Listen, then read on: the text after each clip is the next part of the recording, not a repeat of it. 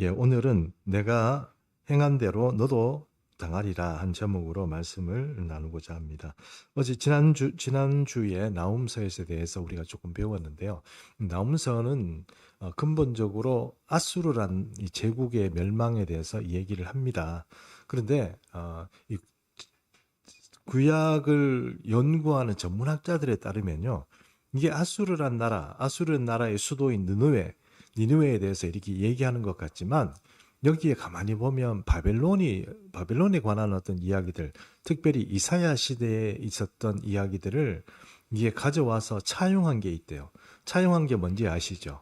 그러니까 나훔서의 1장에 보면 바벨론 시대의 바벨론 제국과 그것의 멸망에 대해서 표현한 내용들이 지금 이 나훔서에 나와 있다는 겁니다. 그러면 어떤 신학자의 말에 따르면 이 나훔서에 나오는 이 대적인 아수르와 니누에란 나라에 한정된 것이 아니고 이 나훔서가 얘기하는 것은 그보다는 조금 더 광범위한 제국들에 대해서 얘기하는 것이다. 이렇게 말하는 분도 있고 또 나훔서가 이사야서에서 차용해 온 부분들 그런 부분들은 사실 관용적으로 쓰는 부분이다. 그러니까 관용적으로 구약 시대에 사람들이 이제 어떤 하나님의 성품이나 아니면은 어떤 제국의 멸망에 대해서 쓸 때 그런 문구들을 갖다 썼다 하는 뜻에서 그렇게 썼다 그렇게 말하는 사람도 있습니다. 그러나 어쨌든 지금 1장 1절을 보면 거기에 보면 이 나훔서가 이게 지금 우리가 알고 있는 어떤 예언사라기보다는 이거 제가 한번 읽어보겠습니다. 니느웨에 대한 경고 곧 엘고스 사람 나훔의 묵시의 글이라 이랬죠. 그렇죠? 글이라는 게 뭡니까? 스크립처다. 그러니까 이렇게 글이라는 거잖아요. 맞죠? 그런데 우리가 일반적으로 만나는 다른 어떤 예언서는 뭐라고 얘기합니까? 묵시라. 그죠? 혹은 묵시라. 무슨 안 그러면 무슨 맞아요. 계시라. 뭐 이렇게 나오잖아요. 근데 이거는 글이라고 나오거든요. 근데 글이라는 거하고 묵시하고 계시하고 뭐가 틀릴까요? 뭐 틀린 게 사실은 없다고 볼 수는 있지만 그런데 왜 하필 글이라고 얘기를 할까요? 그것은 이 나훔서 자체가 전체가 시로 되어 있습니다. 시가 묶음 우리 시집 이렇게 얘기할까요? 시집. 저자는 누구? 나훔인데 시집을 모아놓은 거예요. 시집을. 그래서 일반적으로 우리가 생각하는 어떤 물론 예언서도 이사야서도 보면 이사야 시가 나오잖아요. 포도원의 노래 뭐 이렇게 나오잖아요. 그죠? 그것처럼 여러 가지가 나오긴 나옵니다만 나오면서 전체는 조금 이렇게 문학 작품처럼 그렇게 만들어져 있다는 거예요. 그래서 이게 글이라고 표현이 되는 겁니다. 조금 이제 우리가 알고 있는 뭐 계시다, 묵시다 이렇게 얘기하는 것과는 조금 다른 면이 있다는 것을 우리가 조금 이해할 필요가 있습니다. 그거는 그렇다고 해서 계시가 아니냐? 그런 건 아닙니다. 그렇지만 조금 다른 면에 있다 하는 것입니다. 그래서 이제 1장 1절을 읽어봤고요. 여기에 보면 이제 우리가 지난 시간에 이제 나훔서에 나오는 1장의 본문들을 좀 가져와가지고 우리가 한번 그 하나님의 속성에 대해서 한번 살펴봤거든요. 근데 그 속성부터 먼저 다시 한번 정리하고 나훔서 얘기하면 1장 속성 얘기를 우리가 안 할 수는 없으니까 그거부터 먼저 잠깐 정리하겠습니다. 나훔서 1장 2절입니다. 여호와는 질투하시며 보복하시는 하나님이시라. 여호와는 보복하시며 진노하시며 자기를 거스리는 자에게 보복하시며 자기를 대적하는 자에게 진노를 품으시며 이렇게 돼 있죠. 이게 이 말씀이 별건 아니라고 별거가 아니라는 그 의미는 다른 본문에 나오는 내용들과 뭐 그렇게 다르냐 이렇게 얘기할지 모르지만 여기에 보면 좀 독특한 표현이 나오는 게 첫 번째 뭐죠? 여호와는 질투하는 하나님이라고 그랬습니다. 자, 이거 얘기를 우리가 조금 잘 알았으면 좋겠습니다. 제가 질투를 다루는 이유는 이렇습니다. 질투라는 문제를 우리가 성경에서 만날 때 일반적으로 그 질투라는 것이 어떤 의미인지를 제대로 이해하지 못한 사람은 하나님이 질투하신다고 하나님의 성품이 어떻게 좀 까칠하시네? 혹은 어떻게 해요? 질투란 말 자체, 단어 자체를 우리나라 사람들이 쓸 때는 어떻게 씁니까? 별로 안 좋게 쓰잖아요. 칠거지약 나오잖아요. 그죠? 칠거지약 나오잖아요. 뭐 질투하면 쫓아내고 뭐 그런 거 나오잖아요. 그런 것처럼 질투라는 개념을 별로 좋게 쓰지는 않아요. 근데 여기서 나오는 질투는 우리와 하나님 사이를 어떻게 해요? 다른 존재가 개입하지 못하게 하는 그런 어떤 관계가 있죠.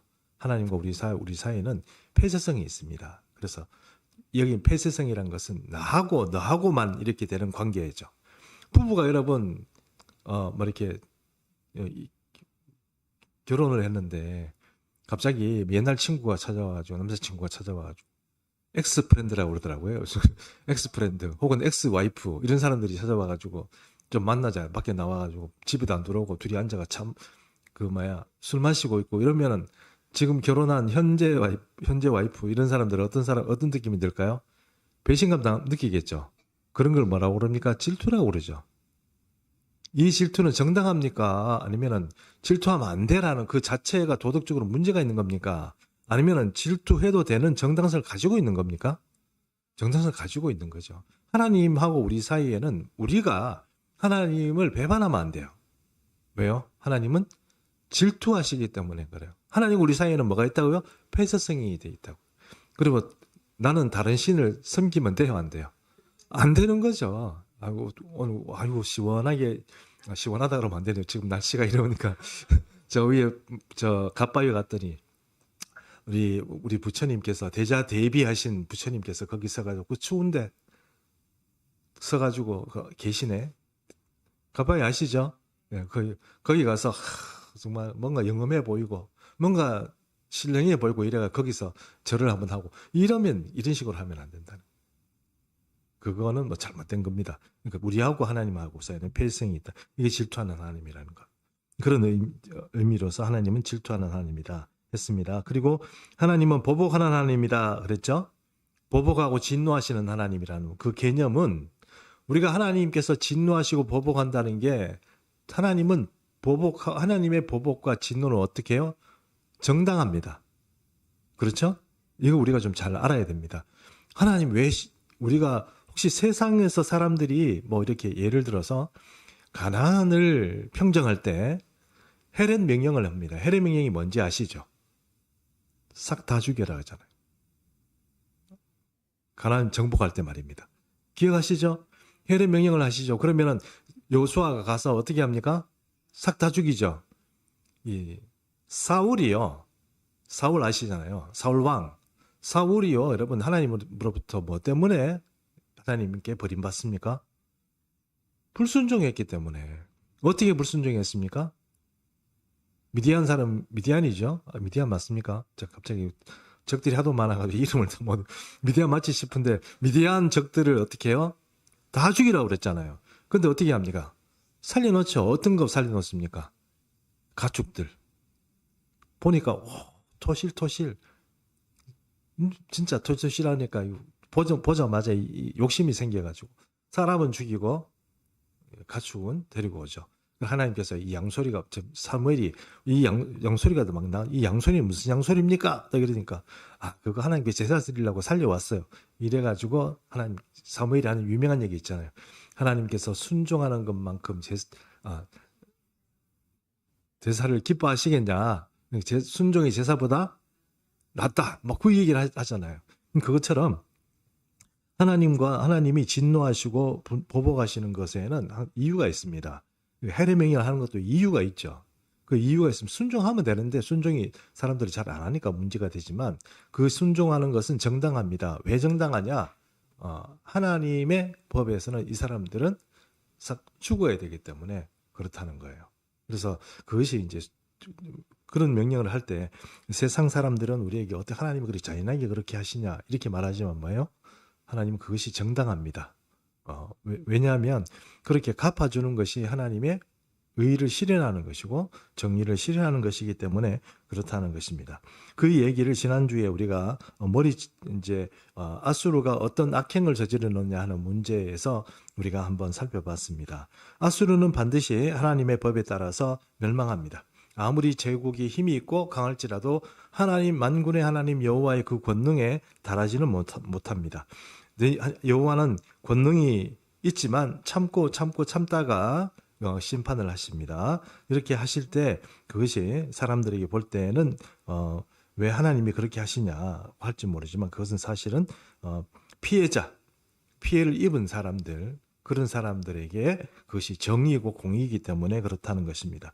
그러므로 어떤 사회든지 간에 하나님께서 그대로만 어떤 사회를 예를 들어서 시끄럽다, 조용하자, 무조건 안정하자, 이렇게 해서 무조건 안정화시키고 조용히 시키고 정말 힘없고 또 돈 없고 사회적인 약자는 무조건 당하고 막 억압당하고 뺏기고 이렇게 해서만 살아가도록 하나님께서 그 사회를 아무리 기독교적인 사회가 아니라고 할지라도 그런 사회를 하나님께서 그대로 두시느냐? 그렇진 않다는 거예요. 하나님께서는 반드시 그런 사회라도 뜯어 고치려고 하시고 그 뜯어 고치는 어떤 그런 기본적인 베이스는 뭡니까? 정의와 공의입니다. 정의와 공의가 어떤 최종적인 어떤 세상의 결과가 되고 그것은 기독교적인 사회 하나님께서 꿈꾸시는 하나님 나라에 뿐만 아니라 그 외의 나라에서도 일반적인 세상에서도 통용하는 법칙이라 하는 것입니다. 그런 법칙이기 때문에 여기서 내가 어떤 일들을 행하면 그것은 반드시 나에게 다시 그것이 결과로 돌아옵니다. 인과응보의 그런 어떤 세상적인 윤리가 돌아가도록 하는 것이 뭡니까? 세상의 이치입니다. 세상의 통치 원리다 이렇게 말할 수 있습니다. 누구의 원리? 마귀의 원리가 아니고 하나님의 원리라는 것입니다. 마귀도 세상을 통치하는 방법이 있겠죠. 예, 통치하는 방법이 있을 것입니다. 그러나 하나님은 그런 세상임에도 불구하고 마귀가 공중권세 잡은 자가 다스리는 세상임에도 불구하고 하나님께서 그들을 그대로 두시는 것이 아니고 여기도 공의와 정의 그리고 인과응보가 돌아갈 수 있도록 그렇게 하나님께서 윤리적으로 그렇게 설계를 해 놓으셨다 하는 것입니다. 그래서 1장에 나오는 이야기들 조금 정리해 봤습니다. 1장 마지막 절에 나오는 이야기 한 가지만 더 정리하겠습니다. 나오면서 1장 3절인데 여호와는 노하기를 더디하시며 권능이 크시며 벌받을 자를 결코 내버려 두지 아니하시느니라 이랬습니다. 여기까지만 딱 읽을게요. 하나님은 여호와는 노하기를 더디하시며 우리가 보통 보면은 다른 성경 본문에 뭐라고 되어 있다고 그랬습니까? 여호와는 은혜로우시며 노하기를 더디하시며 인애가 많으신 하나님이라 여호와는 자비로우시며 노하기를 더디하시며 이런 식으로 전부 다 노하기를 더디하시며라는 그 말 자체는 모든 하나님의 좋으신 그런 것들과 연결이 되어 있다는 겁니다. 그것은 일반적으로 보면은 우리가 헤세드라고 얘기하는 은혜라고 얘기하는 혹은 자비라고 해석하는 그런 내용들 헤세드하고 연결이 되는 게 바로 노하기를 더디하시는 이라고 되어 있는데 한마디로 얘기하면 참는다는 거죠. 지금 당장 두들겨 패고 싶지만 참는다는 거잖아요. 하나님은 노하기를 더디하시며 여기에는 권능이 있다고 들어갔습니다. 여기 나홈서 1장 3절에 권능이 들어간 것은 왜 권능이 들어갔다고 그랬습니까? 하나님과 대적해서 싸워야 될 그 세력이 그 대적이 누굽니까? 제국입니다. 제국이 자기가 힘이 세다고 지금 뭡니까? 아무것도 안 보이는 거죠. 자기를 내세우고 내가 내 맘대로 하고 막 힘을 막 떨치고 이러니까 내가 무소부재고 막 겁날 게 없다고 생각하지만 여호와는 권능의 하나님이시거든요. 그래서 언젠가는 그 제국이라도 무너뜨릴 수 있다는 것을 표현할 때 여호와는 노하기를 더디하시며 권능이 크시다 이렇게 말한다 하는 것입니다. 그렇죠? 그리고 벌받을 자를 내버려 두십니까? 아니면 세상 끝날까지 찾아가십니까? 예, 주님한테 밑보이면 여러분 그거 정말 인생 정말 끝나는 겁니다. 여러분 그러면서 우리 인생 살아갈 때 여러분들 대적이 있잖아요. 나의 대적이 있죠. 우리 교우들은 뭐 대적이 있을 수가 없죠. 이렇게 선하게 살아가는데 무슨 대적이 있겠습니까? 근데 아무리 선하고 착하게 살아갈 믿음의 사람이라도 대적이 생깁니다. 근데 그 대적이 나를 해하고 못되게 하고 나에게 막 이렇게 공격하고 나를 무너뜨리려고 해도 두려워할 필요가 없습니다. 왜요? 걔는 반드시 벌 받습니다. 따라해 보십시오. 너는 반드시 벌 받는다. 우리 옆에 있는 분하고 얘기하지 마시고. 그러면 곤란하잖아요. 네. 너는 반드시 벌 받는다. 하나님은 벌 받을 자를 용서하시는 분은 아닙니다. 그럼 하나님은 우리는 하나님께 우리 아버지시고 하나님이 뭐 우리가 어떤 회개를 하고 주님 앞에 진지하게 우리의 문제를 이렇게 상의를 하고 이러기 때문에 문제가 없습니다. 그럼 여러분 우리가 하나님 사이에는 여러분 자꾸 멀리 이렇게 나쁜 거를 숨겨놓고 하나님이 다 아시는데 숨겨놓으면 뭐예요? 나의 은밀한 거 숨겨놓고 나의 어떤 이 속에 막 이렇게 솟아나는 어떤 욕정들, 욕심들 이런 것들을 다 이렇게 숨겨놓고 하나님 이건 내가 지금 하나님 보러 가고 싶지 않아. 왜? 요것들을 숨겨놔야 되니까 내 마음이 이런데 내가 어떻게 하나님 보러 가겠어? 이런 생각 필요 없어요. 어차피 다 아세요. 그러니까 어떻게 하는 게 좋아요? 주님 앞에 다 오픈하는 게 좋아요. 그러나 세상에 일반적으로 하나님 앞에 이렇게 하나님의 자녀가 아닌 사람은 주님의 그 진노를 피할 방법이 없어요. 하나님 반드시 갚습니다. 그러므로 이 무서운 일인데 우리는 이 무서운 것에서 이 구제를 받고 구원을 얻는 게 이건 굉장히 큰 일인데도 우리는 어떻게 그거 교회 다니면 다 구원받는 거 당연한 거 아이가? 그래가지고 또 이렇게 하나님 축복받아가지고 조금 잘 되면은 하나님 은혜 감사합니다 막 이러고 그러는데 사실은 제일 큰 거는 구원입니다. 근데 그 구원을 우리가 받았으니까 나머지는 오늘 우리가 오전 예배에 본 것처럼 안 줄 이유가 없는 거예요. 우리가 다 받을 수 있습니다. 아셨죠? 예. 아멘이십니까? 네, 아멘이십니다. 깜짝 놀랐습니다. 아무 반응이 없었어. 자, 그러면 이제 이 나옴이라는 사람이 움직였던 시대가 언제냐? 이게 한 650년쯤 BC 650년, 지금으로부터 2600년 전, 그 시대쯤, 2600년쯤 되는 그런 시대에 이 나옴이라는 선지자가 활동을 했습니다. 그때는 어떤 때냐? 아수르란 나라가 제국을 이루고 가장 왕성하게 활동하던 시대가 바로 이때라는 겁니다. 그런 시대고 고대 근동에서 아수르가 가장 강력한 제국이었는데 이 강력한 제국을 이루는 여러 가지 방편 중에 어떤 게 있었냐면 이 아수르 사람들은 주변을 통치하기 위해서 아주 잔혹한 방법을 썼어요. 이렇게 주변을 정복하고 나서 완전히 박살내는 거예요. 원래 처음에는 이 아수르란 나라에 있는 니누에라는 이 성이 이 사막의 도시였어요. 사막 한가운데에 있는 빛나는 도시였어요. 멀리서 보면 진짜 황금빛 도시라고 그랬다고 그러잖아요. 근데 그 황금빛 도시였어요. 이게 발견된 지가 얼마 안 됐어요. 근대에 발견됐어요. 제가 그 정확한 연도를 제가 기억을 잘 못하는데 발견된 지가 얼마 안 됐어요. 그래서 이 말인즉슨 어떤 거냐면 성경에는 아수르라는 나라가 막 나오고 이러는데 이 나라에 흔적이 없는 거예요. 흔적이 없어요. 고고학적으로 뭔가 좀 많이 나와야 되는데 조금 출토되긴 출토됐지만 뭔가 결정적인 어떤 그런 대규모의 도시가 발굴되거나 이런 게 없었어요. 그런데 어느 날 저 4m 모래 밑에 숨어 있던 이 니누이라는 도시가 발굴이 됐어요. 그래서 사람들이 막 해보니까 끝도 없이 나오는 거예요. 지금도 발굴이 아마 지금 계속되고 있을 거예요. 도시가 보니까 엄청 거대한 도시가 니누에라는 도시가 이제 여기 숨어 있었던 겁니다. 여기가 니누에라는 도시가 이렇게 도시를 이루고 있으면서 주변 나라들하고 제국을 이루니까 주변 나라들하고 처음에는 교역을 많이 했어요. 교육을 많이 하다 보니까 점점 더 이게 부강해지는 거죠.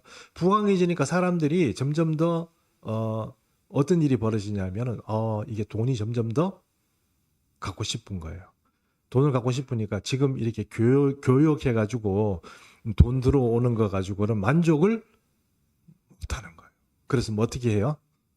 빼앗으러 가는 거죠. 그래서 주변을 빼앗으러 가는데 뺏기려고 그러겠어요? 안 그러겠죠? 그러면 어떻게 해야 됩니까? 강력하게 응징하는 거죠. 강력하게. 그래서 강력하게 죽이고 사람들을 뭐 이렇게 이렇게 눕혀놓고 사람들 쭉 줄 서서 눕혀놓고 이 대나무 같은 거 가지고 이렇게 키를 딱 재가지고 요거 이상인 사람은 다 죽여. 그리고 머리 나오고 발 나오면 잘라버리는. 그래 죽였어요. 그죠? 뭐 그렇게 죽이고 막 그렇게 했어요.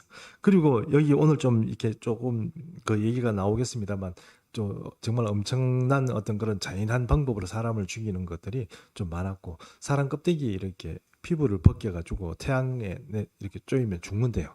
뭐 그런 식으로. 조금 아주 이 사람들은 뭔가 제국이 되면 뭔가 좀 이렇게 좀 주고받고 이렇게 하면서 이 나라들을 조금 이렇게 보살피는 그런 게 없는 거예요. 중국 같아요. 중국. 미국은 그래도 옆에 있으면 뭔가 얻어물 게 많아요, 여러분. 부자의 옆에서 거지 생활하면 뭐 얻어물 게 많다 그런 얘기가 있는 것처럼 부잣집에 종살이 하면 뭐예요? 아무래도 가난한 집보다 낫겠죠. 뭐 얻어먹을 게 많잖아요. 근데 부잣집인데 만약에 그 부잣집인데 그 종살이를 했는데 진짜 박하게 하는 데가 있겠죠. 그런 중국 같은 나라. 중국은 좀 그렇죠. 예, 미안합니다. 그 잘 되면 그 나라 옆에 있는 사람 못 살게 구는 나라들이 있어요. 근데 아수르가 그런 나라예요. 이해하시죠? 예, 그런 의미에서 제가 쭉 이렇게 그런 설명을 드린 겁니다.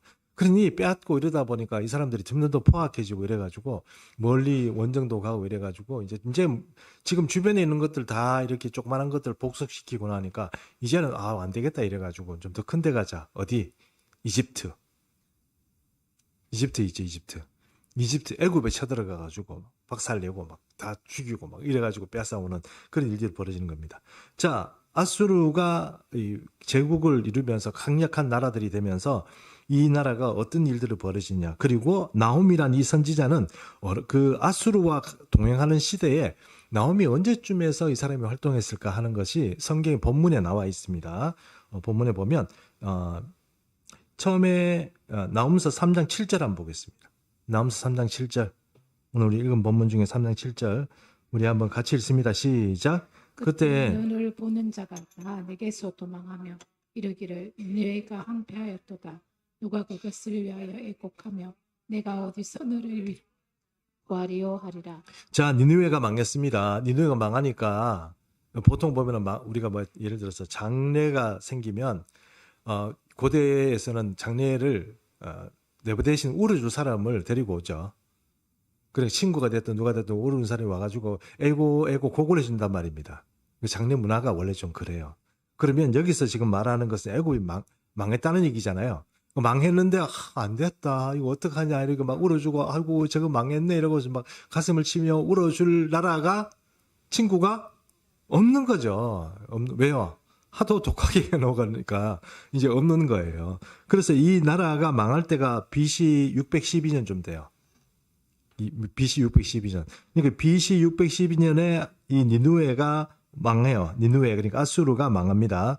그러니까 BC 612년과 그리고 그 전 그러니까 BC 663년 BC 612년에서 663년 그 전입니다. 663년이면 더 전이잖아요. BC는 거꾸로 얘기하는 단계죠. 맞죠? 그죠? 예. 아수르 보니팔이 애굽의 노아몬이라는 것을 공격해요. 노아몬이라는 것이 원래 지금 요즘 우리 시대로 말하면 룩소라는 곳인데 혹시 룩소 가보신 분? 왜냐하면 이집트 여행 가면 여기 자주 가거든요. 안 가보셨어요? 이런 룩소를 안 가보셨군요. 저도 못 가봤는데 좀 갔다 오시지. 룩소가 여러분 신전 같은 거 있잖아요. 사자에서 이래가지고 왜 뭐 투탕카멘 뭐 이렇게 뭐 무덤 나오고 왕가의 그 어떤 좀 왕들의 무덤 나오고 이런 데 있잖아요. 해변에 그러니까 나일강 옆에 어떤 거대한 부조물과 어떤 뭐 그런 화려한 어떤 것들을 신전 같은 걸 많이 만들어 놨어요. 거기가 룩소예요. 그 이집트 여행 가면은 무조건 거기 가요. 우리나라로 말하면 경주 가듯이 가서 봐야 되는 데가 룩소예요. 룩소인데 그 룩소의 옛날에 이 나훔 선지자가 활동할 때는 룩소를 뭐라고 불렀다? 노아몬이라고 불렀다. 노아몬. 노아몬은 나중에 이름이 또 바뀌는데 테베라고 그랬어요. 테베. 성경에 보면 어떤 성경에서는 테베라고 나와요. 그 노아몬, 테베, 룩소. 룩소는 성경에 안 나오지만 요즘 시대 말하면 다 똑같은 말이에요. 근데 여기는 유명하겠어요? 안 유명하겠어요? 유명합니다. 그러니까 테베니까 노아몬이니까 여기가 수도였어요. 이집트에. 한때에. 이해하시죠? 자, 수도를 정복했습니다. 아수르가 이집트의 수도를 정복하고 사람들을 끌고 가는 거예요. 끌고 가서 죽이는 이야기입니다. 나훔서 3장 8절에서 우리가 아까 읽어봤는데 3장 8절, 9절, 10절 있는데 제가 3장 8절 다시 한번 읽어보겠습니다. 여러분 9절을 읽어주십시오. 10절은 권사님 좀 읽어주세요. 내가 어찌 노아몬보다 낫겠느냐? 그는 강들 사이에 있으므로 물이 둘렸으니 바다가 성루가 되어 바다가 방어벽이 되었으며 끝이 없었고 북가로 빙이 그를 돕는 자가 되었다. 그가 포로가 되어 사로잡혀갔고 그의 어린 아이들은 길 모퉁이에 메어침을 당하여 부서졌으며 그의 존귀한 자들은 제비 뽑혀 나뉘었고 그의 모든 권세자들은 사슬에 결박되었나니. 자, 노아몬이란 이 도시가 어떻게 만들어졌느냐 잘 보십시오. 도시가 이렇게 있으면 그 도시를 바닷가에 세워져 있으면 그 바다가 바닷물을 이렇게 도시를 둘렀어. 이해하시죠? 이 도시가 이렇게 있으면 바닷물을 이렇게 둘렀어. 이렇게. 그렇죠? 한쪽인 바다니까 쳐들어가기가 곤란하죠. 또 다른 곳에는 육지로 가려고 했는데 육지를 전부 다 바닷물로 돌려놓으니까 공격하기가 곤란하겠죠. 뭐라고 할까요? 아주 요새라고 할까요? 그렇게 만들어진 거예요. 그렇죠? 거기다가 여기 보니까 10절 말씀에 보니까 9절 말씀에 보니까 여기 구스하고 애굽은 그의 힘이 강하여 이랬습니다. 이 나라들이 애굽이란 말 자체가 이 노아문이란 자체가 애굽의 수도잖아요. 그러니까 애굽은 힘이 약한 나라입니까? 강한 나라입니다. 그를 도와주는 친구인 구스 밑에 요즘은 에티오피아죠. 에티오피아도 자주 도와주는데 에티오피아는 힘이 강한 나라입니까? 약한 나라입니까? 강한 나라입니다. 그렇게 강함에도 불구하고 어떻게 해요? 아수르가 이겼다는 거죠. 맞죠? 그런데도 불구하고 이겼다는 거예요. 성벽을 막 바닷물로 다 둘러놓고 강하게 만들어놓고 준비 다 해놨는데도 이겼다는 거예요. 이겼는데 이겨가지고 어떻게 했느냐. 그 사람들을 끌고 가면서 시끄럽다고 아이들이 울면 어떻게 해요? 아이들을 엄마 품에서 뺏어가지고 바위에다가 머리를 쳐서 죽였다는 거예요.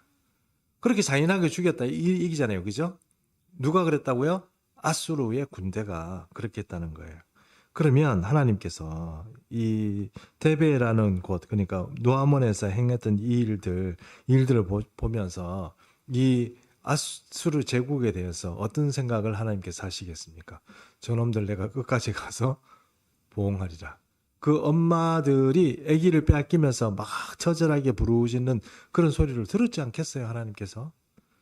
하나님께서 우리 예수 믿는 사람들, 자기 자녀들 특별히 챙기고 사랑하시겠지만 나는 지금도 하나님께서 이 세상에 이 억울하게 막 죽어가는 그런 영혼들에 대해서 하나님께서 굉장히 마음 아파하신다고 생각해요. 그들이 차라리 구원을 정말 영혼의 구원을 얻고 하나님의 품 안에 들어왔으면 얼마나 좋겠습니까만 이 세상도 지옥같이 살다가 그 죽으면 또 지옥 가는 거예요. 더 어렵고 더 처절한 지옥에 떨어지는 그런 사람들을 보면서 주님은 얼마나 가슴이 아프겠냐는 거예요. 그러므로 이 제국이라는 힘 있는 자들이 함부로 짓밟고 죽이고 그렇게 하는 것이 세상 살아가는 데에서는 어쩔 수가 없는 그런 어떤 경우는 있겠지만 그렇다고 해서 주님께서 그것을 정당하다고 놔두지는 않으신다는 거예요. 결국은 하나님께서 아수르를 벌하시겠죠. 그러므로 하나님께서 진노하셔서 아수르를 벌하는 것은 정당합니까? 불정당합니까? 정당한 겁니다. 하나님께서 그렇게 갚아주셔야 또 피해 있는 입장에서는 어떻습니까? 마음이 시원해지는 거죠. 여러분 한번 생각해 보세요. 얼마 전에 제가 한 한 개의 어떤 저걸 보니까 어떤 사람이 결혼을 했어요. 이거 텔레비에 나오는 얘기, 실제 있었던 얘기입니다. 결혼했는데 이 사람이 하사관인가 그래요. 그런데 이 여자를 드리고 돈을 번다고 이 여자를 있잖아요. 자기 부인을, 표현은 좀 그렇습니다. 인터넷 이런 데다가 올려가지고 어떻게 해요? 사람들이 와가지고 범하도록 하고 뭐 그런 거 사진도 찍고 동영상 찍고 막 그런 짓을 하는 거예요. 그리고 그거를 결혼을 해가지고 그 부모님들 때문에 그 여자가 참다가 3년인가 그렇게 참다가 자살을 해버렸어요. 그러니 그 여자의 아버지는 어떻게 해요? 미치겠죠. 근데 그걸 이제 또 뭡니까? 법정에 고발을 했더니, 그리고 고발을 했다고 물론 이제 하사관 그 사람이 직접 죽인 건 아니죠. 맞죠? 직접 죽인 건 아니죠. 아니 그러니까 우리가 흔히 말해서 막 칼로 직접 살해하고 이런 건 아니잖아요. 근데 이거는 뭡니까? 이건 죽인 거 마찬가지가 죽인 것보다 더 나쁜 놈이죠. 그 부모가 그 사실을 알았어 어떻게 되겠어요? 그 법정에 찾아가서 이렇게 했는데 법정에서 7년형인가 1차에 나왔는데 그걸 또 이렇게 올려가지고 5년인가로 이렇게 감해졌어요. 감해지니 아버지가 어떻게 해요? 그리고 감해졌는데 그게 제가 알기에는 옥살이를 바로 들어가는 게 아니고 뭐죠? 그 유예기간이 있는 거 뭐라 그러죠? 집행유예. 집행유예 5년의 집행유예가 떨어진 거예요. 그러니 그놈이 들어가서 사는 거예요? 안 사는 거예요? 제가 알기에는 안 사는 걸로 알고 있거든요. 여러분 정말 그 아버지가 기가 막히지 않겠어요? 그 법이 그렇게 된다고 그러면 이 사람들이 정말 어떻게 되겠어요? 아마 미치지 않겠어요? 유일하게 거둘 건 뭐예요? 그거예요. 그래 여러분 그런 거를 그게 정당한 법이고 공의로운 법이냐? 그럴 수가 없죠. 그건 누가 갚아줘야 돼요? 하나님밖에 갚아줄 사가 없어요. 하나님밖에. 세상이 갚아줄 수가 없어요. 아무리 그렇지만. 어쨌든 그런 것들이 제대로 되지 않는 이 사회에서 하나님께서 우리가 이런 그 갚음, 보복 이런 것들을 무조건 우리가 하나님 원수를 사랑해라 이렇게 해서 무조건 갚아준다 이렇게 생각하지 말고 하나님께서 나에 대해서 갚아준다 이렇게 생각하시고 그런 믿음을 가지고 살아야 되는 거예요. 자, 그러면 한번 생각해 봅시다. 내가 정말 세상을 살면서 억울한 일을 당했어요. 이게 내 평생을 살아가면서 상처야. 주님 앞에 갔을 때 맨날 기도하면서 주님 이렇게 하면서 내가 그 생각만 하면 기도도 안 되고 막 가서 막 억울한 얘기만 하고 울기만 하다가 돌아오고 막 그랬어. 막 그런 인생을 살았어. 막 그런 인생을 살았어요. 자, 그런데도 자꾸 이제 교회 가니까 목사님이 설교하는데 원수를 사랑하라, 용서해라, 네가 용서해야 뭐 살기 편하다, 뭐 그런 말씀을 계속 하는 거예요. 그래서 내가 좋다 살기를 위해서라도 그런 뭡니까? 그래 이것을 이제 용서한다고 생각합시다. 그런데 여러분 원래는 어떻게 되냐면 내가 이 칼이라도 내가 품고 가서 내가 내 원수를 갚아야 되겠다 생각을 했어. 그죠? 그런 생각을 했는데 그것을 내려놓고 내 칼을 내려놓고 좋습니다. 원수 갚는 건 하나님께 맡기고 내가 살기 위해서 내가 이 사람을 용서하는데 그러나 주 여호와여 내가 용서는 하지만 주님은 그 사람을 용서하지 마소서라고 해야 되는 게 성경적인 거예요. 이해하시죠? 제가 원수 안 갚겠습니다. 대신 누가 갚아주세요? 하나님이 갚아주세요. 이렇게 해야 되는 거예요.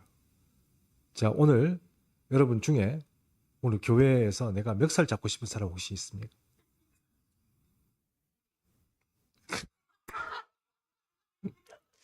집에 있구나. 우리는 오늘 둘 다 나와 있어가지고.